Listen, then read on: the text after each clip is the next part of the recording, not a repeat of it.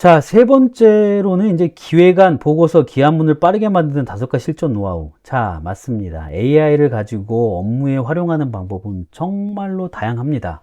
그러다 보니까 이땐 이렇게 하세요. 저땐 저렇게 하세요. 이 모든 세부 규칙을 여러분들한테 알려주고 따라해 보라고 하는 거는 의미가 없는 교육 방식이에요. 여러분들이 한번 하면 여러분들만의 노하우가 생기는 거거든요. 저는 AI 강의를 할 때 꼭 이런 말씀을 드립니다. 여러분들한테 지식과 기술을 가르쳐 드리는 게 아니라 내가 먼저 경험한 경험 방식을 공유하는 거다. 저는 이 말씀을 좀 드리고 싶거든요. 그래서 우리가 이 AI를 가지고 AI가 기술이 발전되고 계속 새로운 모델이 나오더라도 보고서나 기획안이나 어떤 기한문, 즉 문서를 작성하는 데 있어서 필요한 꼭 노하우들, 이것들만 좀 뽑아서 여러분들한테 설명드리고 싶습니다. 자, 먼저 체계적이지 않은 문장을 정리하는 거예요. 네, 체계적이지 않은 문장을 정리하는 겁니다. 굉장히 중요합니다.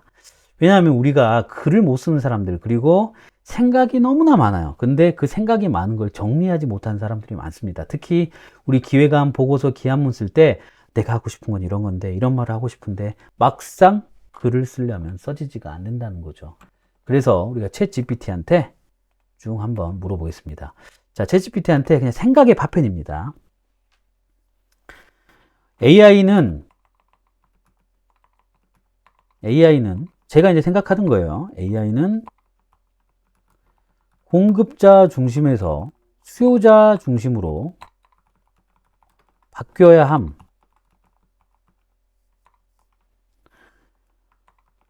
AI 기술보다 더 중요한 건 문제 해결이고 가치 중심이어야 함. 개발자, 비개발자, 마케터, 비마케터, 그 다음에 엔지니어 등의 직업의 진입장벽이 낮아짐. 그렇죠. AI 때문에 그렇죠. 근데 이 세 가지가 뭐 이렇게 논리적이진 않아요. 제가 생각하는 것들을 그냥 이렇게 떠올리고 있는 겁니다. AI는 일상의 가치를 바꿔야 하고 AI로 일상이 변화되는 경험이야말로 진정한 혁신이다. 네. 기술적인 가치만 가지고 나도 했으니 너도 만든다. 많이들 그래요. 회사에서 내가 AI, 우리 회사 AI 있는데 쟤네들 AI 회사 만드는데 왜 우리는 없지? 이러면서 경쟁적인 기술의 그 다음에 성장, 그리고 나만 성장하면 돼. 잘 모르는 사람 등쳐서 AI 구축하면 돼. 이런 사회적 양상을 비판하는 글을 써. 이렇게 하면 나의 파편되어 있는 생각들을 종합해서 글을 쓴다는 거죠. 그런데 제가 지금 여기 O3 모델로 했다 보니까 좀 생각을 하게 됐어요. 자, 수요자 중심으로 전환되지 못한 AI 담론의 비판적 성찰이라고 하는데요. 그냥 이런 앞에 있는 내 맥락 없이 질문을 던지면 질문 잘 안 나온다는 겁니다. 더욱이 제가 챗GPT로 다른 모델로 한번 들어가 보겠습니다. 포옴니로 가가지고요. 이렇게 한번 해볼게요. 파란 바다, 여름 휴가, 그녀의 과거의 그녀, 뭐 예를 들면요. 그리고 추억, 그리고 미래, 이 내용을 가지고 간단한 에세이 한 편 써. 이렇게 하면 물론 정보가 더 정확할수록 많은 것들 연결해 주겠지만 내가 아무것도 생각도 하지 않은 백지 상태일 때 이런 파편된 단어들을 던져놓고 한번 정리를 해준 거를 통해 가지고 제가 새로운 글들을 만들어낼 수 있는 거죠. 아, 이거 내용이 너무 연인과 관련된 내용이다. 나는 이제 여기다가 그녀를 잊고 일을 열심히 한다. 라는 측면에 초점을 맞춰. 이렇게 AI를 내 마음대로 드리블해 갈 수 있는 능력이 중요하다는 겁니다. 그래서 다시 나를 살아내는 일 이렇게 바꾸지 않습니까? 그리고 앞에 있던 내용들을 쭉 보면 나 자신을 지키기 위해서 일하는 방향으로 바뀌었죠. 그래서 이거는 정답이 없는 싸움이다. AI에게 내 생각의 파편과 내 생각의 내용들을 잘 던져주고 그것들이 나왔을 때 내가 하는 방향들로 조금씩 클릭을 조정해 나간다. 자, 그 말은 뭔 말이냐? 두 번째로 나의 편을 정말 잘 들어준다는 겁니다. 똑같은 주장이라 하더라도 주장의 논리 근거를 만들고 있어요. 자, 제가 한번 그대로 해보겠습니다. 자, 이번에는 찬반 토론이다. 자, 주제는요, 인공지능의 공급자가 늘어나서 AI 버블이 이제 곧 꺼질 거다. 이것에 대한 찬성 논리 근거, 우리 논리 근거가 항상 부족하잖아요. 논리 근거 5가지만 보여달라라고 해보겠습니다. 그러면 인공지능의 공급자가 지나치게 많아져서 AI 버블이 곧 꺼질 것이다 라는 주장에 대해서 찬성 입장에 대한 근거들을 내어줍니다. 자, 이 찬성 입장에 대한 근거를 내줬죠, 방금요. 자, 그렇지. 여기 보면 반대 입장도 정리해 주잖아요. 무슨 말이냐? 내가 정책 보고서 기한 쓰거나 어떤 기획을 할 때 내가 이걸 하고 싶다라고 한다면 그 하고 싶을 때 많은 사람들은 그걸 뭐라고 하죠? 그 이유가 뭐야? 논리적 근거를 대봐. 진짜 그런 걸 해야 돼? 라고 묻는 사람들에게 나의 주장을 보강하는 주장의 논리적 근거들을 충분히 만들어준다는 겁니다. 아주 훌륭하게 만들어줘요. 반대 입장 논리까지도 만들어줍니다. 네. 이렇게 만들어 달라고 하면 똑같이 마찬가지로 이렇게 5가지에 대한 내용과 찬성에 대한 그리고 반대 논리에 대한 근거들도 보여줍니다. 만약에 여기에서 우리가 앞에서 트렌드에서 배웠다시피 이 근거에 대해서 정말 구체적인 출처가 필요하다라고 하면 이걸 그대로 놓고요. 검색 버튼을 딱 눌러서 여기에 반대 논리에 대한 근거를 데이터화해서 찾아줘. 그러면 통계치라든가 이 반대 논리에 대한 내용들을 여러분들께서 확인해 볼 수가 있다는 거죠. 자, 글로벌 AI 시장 규모가 어떻게 되고 생성형 AI 시장은 어떻게 돼서 계속 성장하는 산업이다. 이렇게 그냥 단순히 근거로만 보여줬던 논리적 근거의 틀들에서 검색 버튼을 통해서 새로운 데이터들과 함께 근거 데이터들을 보여주더라라는 겁니다. 자, 세 번째는 이제 문체 바꾸는 거예요. 맞아요. 문체를 바꿀 수가 있죠. 이게 꼭 우리가 보고서든 기한문이든 기획서든 상관없습니다. 생각의 파편을 정리해주고 나의 주장에 대해서 확신을 챙겨주고 그리고 그 확신의 근거에 대한 구체적인 논거를 찾아줍니다. 그리고 문체를 바꿔주죠. 위 반대 논리에 대한 내용을 유튜브 스크립트 형태로 바꿔주고 또 상사에게 보고하는 보고 스크립트로 바꿔. 이거 너무 기본이죠. 그래서 반대 논리에 대한 내용, 요 반대 논리에 대한 내용이죠. 이 내용들을 지금은 이렇게 보고서 형태들로 쭉 나왔지만 유튜브 형태로 안녕하세요. 오늘은 AI 공급자 증가로 인한 AI 버블 붕괴라는 주장에 대해서 반대 입장에서 얘기해 보겠다라고 하면서 이렇게 스크립트를 내주고요. 또 이렇게 뒤에서는 상사에게 보고하는 보고 스크립트로 최근 AI 공급자의 증가로 인해 AI 버블에 대한 우려가 제기되고 있습니다. 이렇게 보고 스크립트로 바꿔주는 개념들도 우리가 살펴볼 수가 있겠습니다. 특히 이제 메일 쓸 때 제가 이제 듀얼 스케줄이 잡혀가지고 일정을 취소해야 되거나 할 때 아니면 내가 너무나 이 일을 하기 싫을 때 그럴 때 내 마음을 그대로 다 전달합니다. 예를 들면 2025년 5월 30일 날 죽어도 가기 싫은 세미나가 있어. 근데 상대방은 너무 존중해 주면서 나에게 초청했는데 이걸 어떻게 우회적으로 거절하지?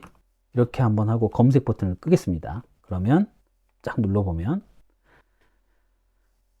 이렇게 거절 메시지를 폴라이트하게 설명해 주는 겁니다.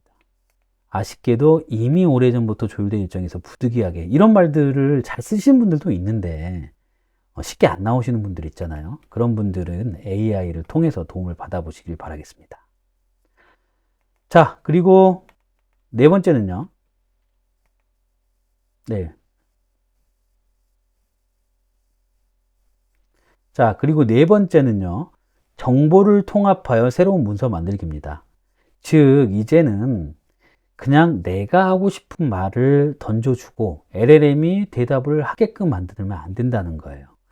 내가 질문할 것에 대한 관련 문서나 관련 정보들을 같이 제공을 해야 된다는 거예요. 그래야 답이 훨씬 더 구체적으로 나옵니다.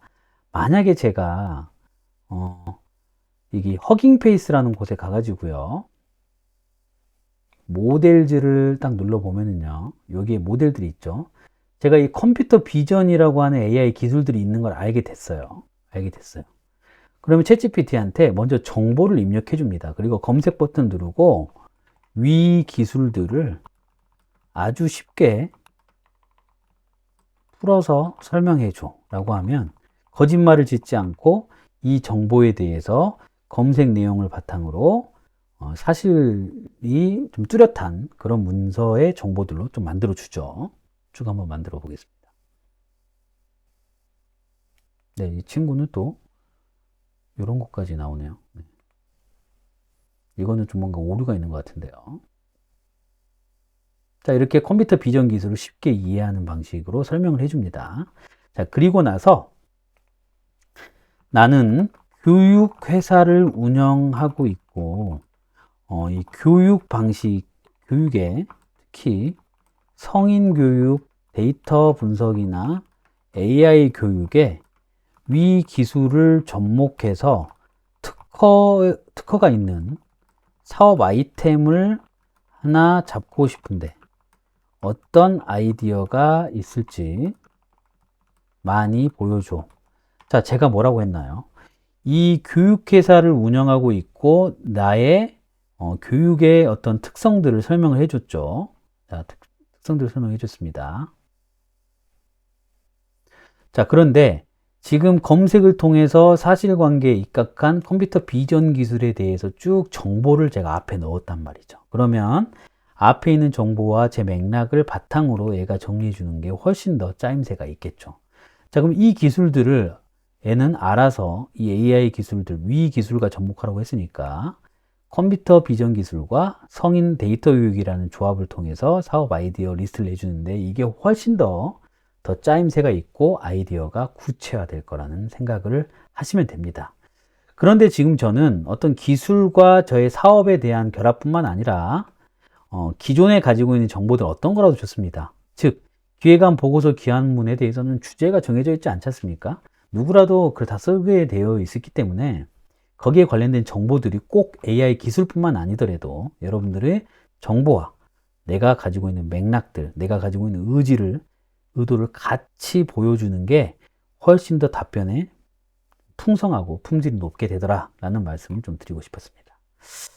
자, 그리고 템플릿에 맞게 정보 지정력이 매우 중요합니다. 우리가 이걸 가지고 이제 문서나 보고서를 써야 되는데 사전에 이런 문서가 있다라고 했을 때, 그리고 우리가 문서를 보안 때문에 보여주지 못하지만 적어도 이런 템플릿 정도를 어디서 구할 수 있다고 했을 때, 지금은 이렇게 쭉 풀어서 보여줬지만 제가 보고서 템플릿 한글 파일 버전으로 하나 한번 이미지로 검색을 해 보겠습니다. 그러면 이런 내용이 나오죠. 쭉쭉쭉 나옵니다. 자, 그러면 이 중에서 여기 있네요. 사업 개요. 자, 여기에 이미지를 그대로 복사를 합니다. 이미지를 복사해서 이 비전 기술에다가 그대로 복사해서 붙여 넣어요. 그리고 이 보고서의 템플릿의 구조와 패턴을 이해해줘. 내용은 다른 걸로 할 거야. 내용은 다른 걸로 할 거라고 얘기해줘야 이 안에 있는 패턴들을 쭉 이해합니다. 그렇죠? 보고서 템플릿의 구조를 이해합니다. 자, 이 보고서 템플릿 구조 역시 뭔가요? 제가 앞서 말씀드렸던 네 번째 말씀드렸던 정보인 겁니다. 정보와 맥락을 통합하라 말씀드렸잖아요. 마찬가지로 그 정보가 바로 템플릿인 거예요. 자, 이 템플릿을 내 맥락, 즉 내가 보고서를 쓰고 싶은 이 내용들이죠. 그러면 요 내용들, 특허 가능 교육과 사업 아이디어 리스트들 얘를 갖다가 이렇게 복사를 하고요. 그대로 넣어준 다음에 Shift 엔터가 줄바꿈입니다. 위 템플릿에 맞게 내용을 다시 작성해줘 라고 하면 분명히 뭐라고 되어 있나요? 제가 아까 AI 비전 기술로 만들어낸 사업 아이디어 리스트를 누구로요? 이 보고서 템플릿으로 바꿔달라고 하니까 어떻게 바꿔주는지 보시죠. 이렇게 사업 개요, 사업명, AI 비전 랩 기반 성인 대상 실습형 데이터 분석 교육 프로그램 운영 이렇게 해서 물론 가상으로 소요 예산과 사업 기간을 써줬지만 위에 있는 저의 그 AI와 연계되어 있는 사업 아이템에 대한 내용으로 이 내용들을 쭉 써준 거를 볼 수가 있겠습니다. 자, 다른 아이템도 동일하게 지금 한 개 아이템만 했는데 보고서를 제 마음대로 드리블하라 그랬잖아요. 보고서를 여러 개의 아이템이 다 담겨 있는 형태로 만들었어야지 이렇게 좀 원망을 합니다. 그러면 사업 개요 해가지고 이제는 좀 더 높게 컴퓨터 비전 기반 AI 실습 교육 프로그램 개발 및 운영 이렇게 해서 아예 다양한 프로그램들에 대해서 이렇게 다 보여주고 있습니다. 그런데 중요한 거는 제가 올렸던 이 템플릿과 유사한 방식의 보고서로 작성을 해주더라는 겁니다. 만약에 챗GPT를 쓰다 이렇게 캔버스가 나오면은 캔버스로 답하지 마. 이렇게 한번 넣어보겠습니다. 지금 쓴 보고서 내용을 캔버스로 하지 말고 결과창에 바로 보여줘. 자, 그리고 이걸 닫겠습니다. 그러면 바로 여기에다가 이렇게 보여주는 걸 볼 수가 있죠. 자, 이렇게 우리가 5가지에 대해 살펴봤는데 물론 더 많은 방식들도 있습니다만 내가 그록을 쓰든 제미나이를 쓰든 챗GPT를 쓰든 딥시크를 쓰든 여러분들이 알고 계시는 AI 모델 어떤 걸 쓰든 간에 요 포맷 자체, 요 흐름 자체는 크게 바뀌지 않기 때문에 제가 여러분들을 위해서 이 기획안 보고서 기한문을 빠르게 쓰는 5가지 어떤 프레임워크를 알려드린 거니까 여러분들께서 업무에 좀 활용하셔서 써보시면 되겠습니다. 마지막으로는 이 5가지 실전 노하우를 쓸 때요, 프롬프트에 너무 연연하지 마시라는 겁니다. 어떻게 묻느냐가 아니라 여러분들이 무엇을 하고 싶으냐에 대한 개념만 잘 가지고 있다면 프롬프트를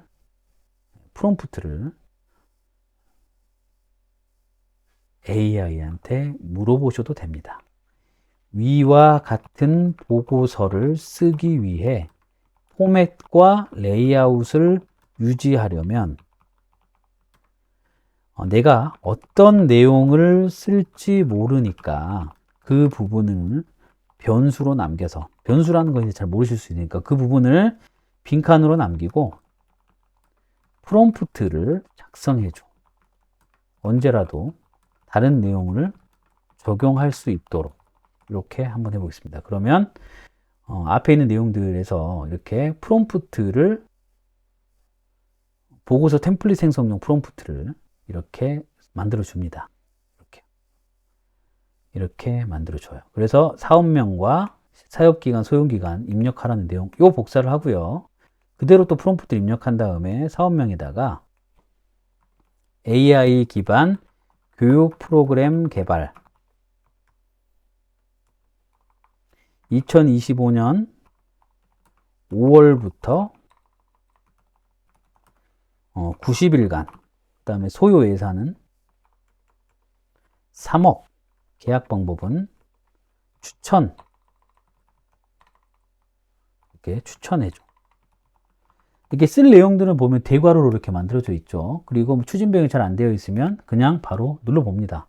어쨌든 이 프롬프트가 하나 만들어져 여러분들 프롬프트로 가지고 계시다가 그냥 내용만 바꿔내면 이렇게 사업명이 바꾸고 이 사업명에 해당되는 내용으로 다 전달을 해주기 때문에 이런 프롬프트들 여러분들이 개발을 하시면 됩니다. 그래서 프롬프트 꼭 이렇게 써야 돼요, 저렇게 써야 돼요, 공식화되어 있는 그런 강의에 있는 결과들, 그런 것 때문에 스트레스 받지 마시고 기획안 보고서 기한문을 쓰기 위한 프롬프트는 여러분들이 프롬프트로 생성하는 지혜를 가져보시기를 바라겠습니다.